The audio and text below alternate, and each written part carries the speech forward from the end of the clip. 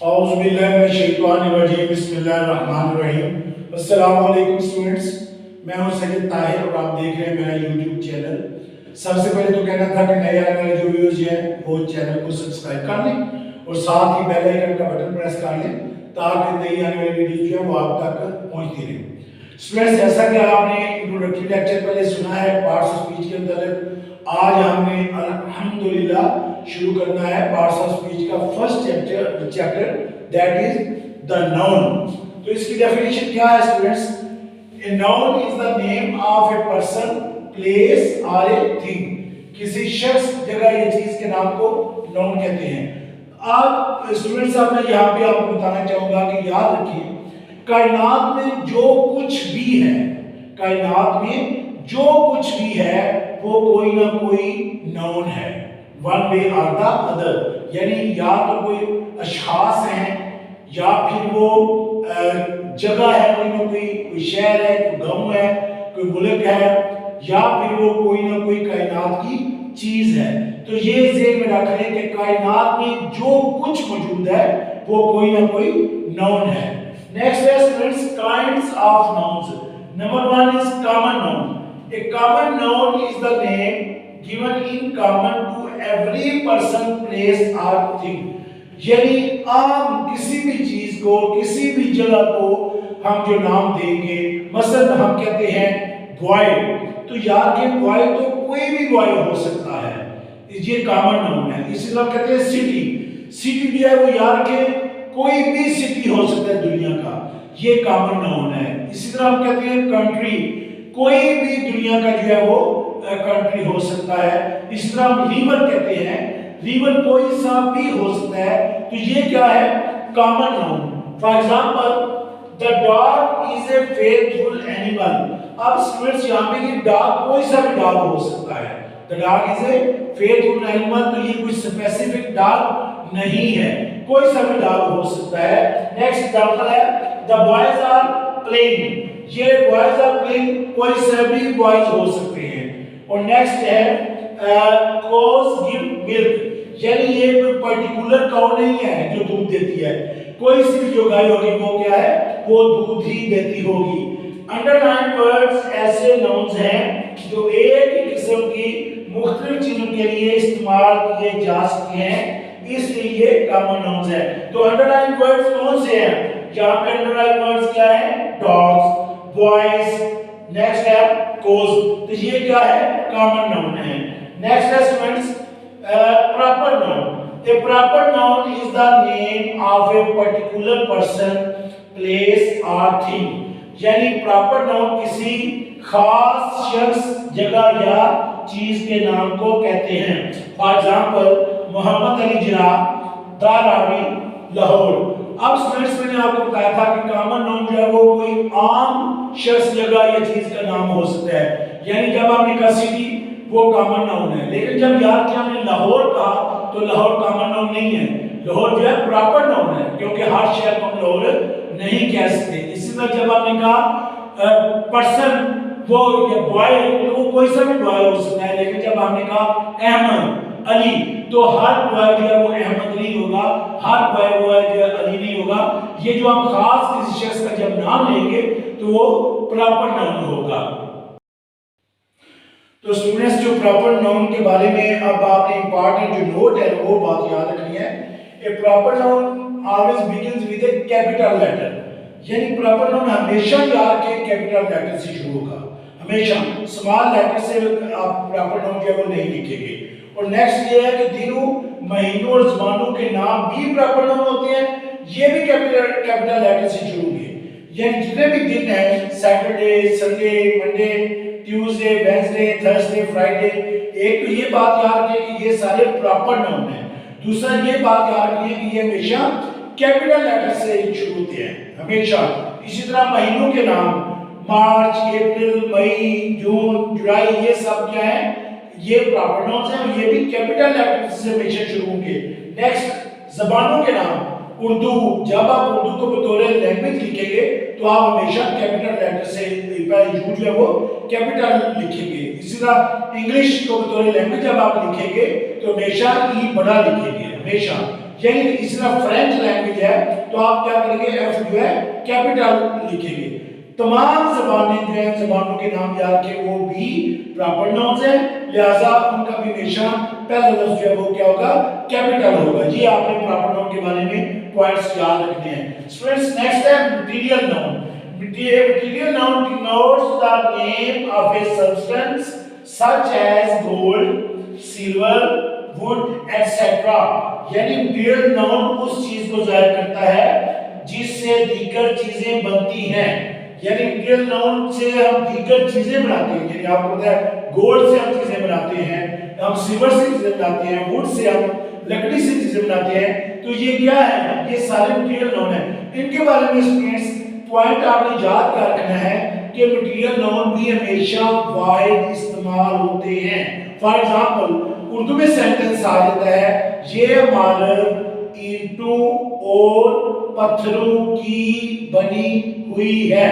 اب اسٹوڈنٹس دیکھیں اردو میں ہم نے لفظ یوز کیا ہے اینٹوں اور پتھروں, یعنی اردو میں ہم نے جمع کا صیغہ استعمال کیا ہے, پلورل نیم استعمال کیے ہیں. لیکن چونکہ اب اینٹوں کی انگلش بریک ہے اور پتھروں کی انگلش سٹون ہے لہٰذا ہم نے جب اس کی ٹرانسلیشن کرنی ہے تو ہماری سینس کے مطابق تو سٹونز آنا چاہیے نا, کیونکہ اردو میں ایک لفظ سٹون نام لگایا ہے, پتھرور استعمال کیا ہوا ہے نہیں. لیکن یہاں کے سٹون چونکہ مٹیریل ناؤن ہے لہٰذا ہم سٹونز نہیں لگائیں گے, سٹون لگائیں گے. اسی طرح اردو میں لفظ اینٹو لکھا ہوا ہے لیکن اینٹو کی انگلش تو بریک ہے, ایک اینٹ کی انگلش. جب اینٹو آ گیا جمع کا صیغہ آ گیا تو ہمارے ذہن کے مطابق برکس ہونا چاہیے. لیکن نہیں, آپ یاد رکھیں کہ یہ مٹیریل ناؤن ہے, ہم برک لگائیں گے اور سٹون لگائیں گے. بے شک اردو میں اینٹوں اور پتھروں آیا ہوا ہے. For example this building is made of brick and stone. یہ میں نے آپ کو بتایا کہ بے شک اردو میں لفظ پتھروں ہوگا یا اینٹوں ہوگا لیکن انگلش میں ہم مٹیریل ناؤن کیا کرتے ہیں ہمیشہ واحد استعمال کرتے ہیں. نیکسٹ ہے گولڈ از اے میٹل. ان الفاظ کو فقرے کے اندر اسمال لیٹر کے ساتھ استعمال کیا جاتا ہے, لکھا جاتا ہے. اگر یہ فعال کے طور پر آئے تو پہلا لفظ ہمیشہ کا بھی کیپٹل ہوگا. یعنی یاد رکھیں کہ مٹیریل ناؤن کے بعد مٹیریل ناؤن جب جملے کے درمیان میں آئیں گے تو اسمال لیٹر سے, لیکن اگر جملے کے شروع میں آئیں گے جیسے یہ دیکھنا گولڈ شروع میں آیا ہے تو ہم نے جی جو ہے وہ کیپٹل لکھا ہے, شروع میں یہ ہمیشہ کیپٹل استعمال ہوں گے. اب اسٹوڈنٹس جو نمبر 4 ہے وہ ہے abstract noun. It is a name of some quality, state or action of a thing. For example, happiness, justice, love, honesty, etc. یہ کسی خاصیت یا کیفیت کو ظاہر کرتے ہیں. یعنی یار کی جو ایبسٹریکٹ ناؤنز ہیں ہم ان کو صرف محسوس کر سکتے ہیں, ہم ان کو ٹچ نہیں کر سکتے, صرف ہم ان کو محسوس کر سکتے ہیں.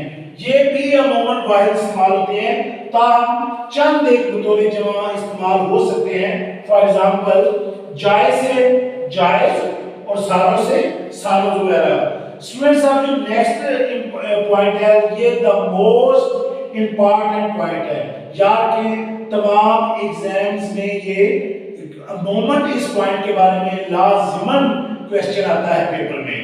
جتنے بھی کہہ رہے کہ انٹر میں, ڈگری کلاسز میں, بی ایس آنر میں, کمپٹیشن کے ایگزامز میں اس پوائنٹ کے بارے میں لازماً کویسچن پوچھا جاتا ہے اور وہ ہے کلیکٹیو ناؤن. کلیکٹیو ناؤن یاد کہ دا موسٹ امپارٹنٹ پوائنٹ ہے, یہ آپ نے بڑا غور سے سمجھنا ہے. Collective noun denotes a group of persons or things spoken of as a whole. یعنی یہ وہ ناؤنز ہیں جو کسی جماعت یا گروپ کو ظاہر کریں. آپ کو پتا ہے کہ جیسے کہ نام سے ظاہر ہے کلیکٹیو کہ یہ کسی گروپ کو ظاہر کرتے ہیں. For example family.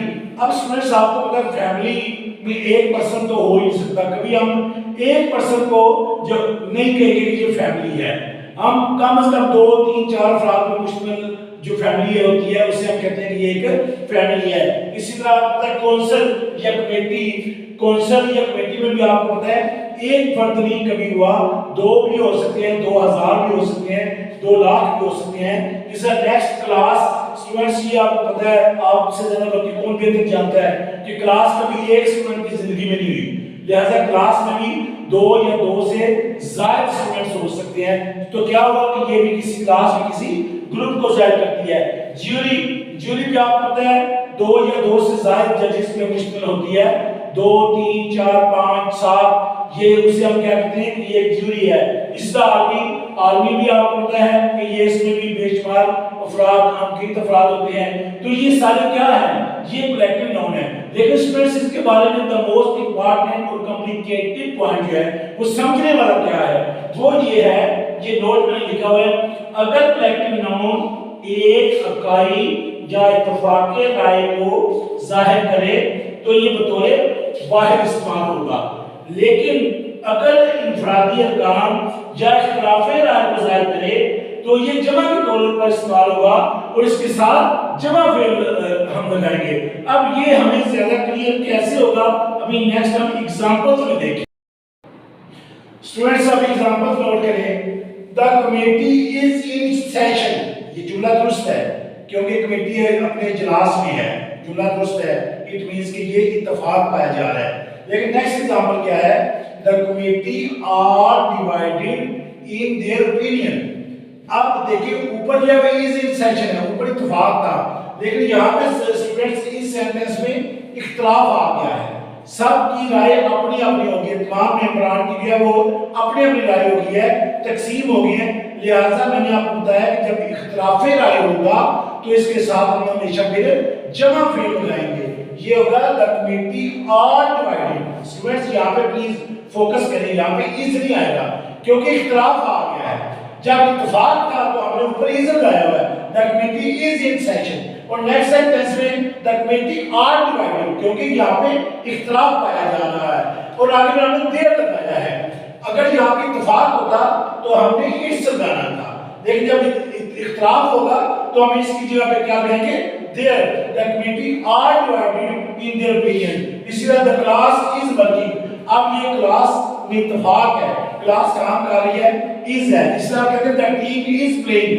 اتفاق ہے، لیکن یہ جو اتفاق ہے جب ہم کہتے ہیں کہ ٹیم کھیل رہی ہے the team is playing. لیکن اسٹوڈنٹس جب ہم کہتے ہیں کہ ٹیم نے نئی جرسیاں پہنی ہوئی ہیں، اب یہ آپ نے پلیز غور سے سمجھنا ہے، یہ بڑے انٹرسٹنگ جملہ ہے. اب یہاں پہ اختلاف ہے کیونکہ تمام ممبران نے اپنی اپنی جرسی پہنی ہوئی ہے، تو لہٰذا ہم کہیں گے team are wearing new jerseys. اسی طرح اسٹوڈنٹس ہم کہتے ہیں خاندان کھانے کی میز پر ہے، تو یہ کیا ہے؟ یہ اتفاق ہے. the family is at the dining table. لیکن اگر ہم کہتے ہیں اردو میں سینٹنس آ جاتا ہے کہ خاندان آپس میں جھگڑ رہا ہے، تو یہ یاد رکھیں کہ یہ اختلاف پایا جا رہا ہے. لہٰذا یہاں پہ the family is نہیں آئے گا، کیا ہوگا؟ the family are quarreling with one another. تو اسٹوڈنٹس ایک تو آج آپ نے یہ آپ کو پتہ چلا ہے کہ بہت زیادہ ریڑھ کی ہڈی کی حیثیت رکھتے ہیں parts of speech, English grammar میں بھی اور اسپوکن انگلش میں بھی. اس کے بغیر نہ تو ہم کریکٹ انگلش لکھنے کا تصور کر سکتے ہیں اور نہ ہی کریکٹ انگلش بولنے کا. تو امید ہے جتنے میں نے آج آپ کو نون کے رولز، یہ آج ہمارا بھی نون کا چیپٹر ختم نہیں ہوا، جتنے میں نے آپ کو آج رولز سمجھائے ہیں مجھے امید ہے یہ آپ کو آسان بھی لگے ہوں گے، دلچسپ بھی لگے ہوں گے اور انشاءاللہ آپ ان کو کبھی بھی نہیں بھولنے دیں گے. اسٹوڈنٹس اپنا بہت زیادہ خیال رکھیے گا. اللہ حافظ.